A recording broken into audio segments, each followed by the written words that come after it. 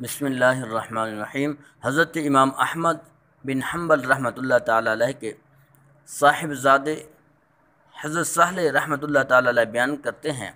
کہ جب ان کے ہاں بیٹی کی ولادت ہوتی تو وہ فرماتے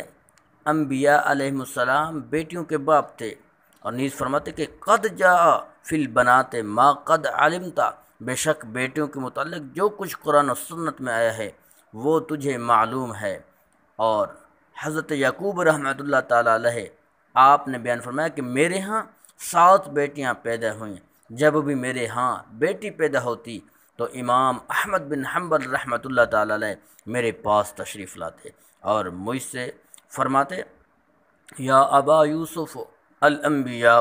آباء بنات، اے ابو یوسف، انبیاء علیہ السلام بیٹیوں کے باپ تھے۔ جب یہ آپ رحمۃ اللہ فرماتے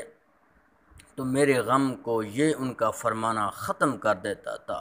اور یہ فرمانے سے میرا سارا غم دور ہو جاتا تھا۔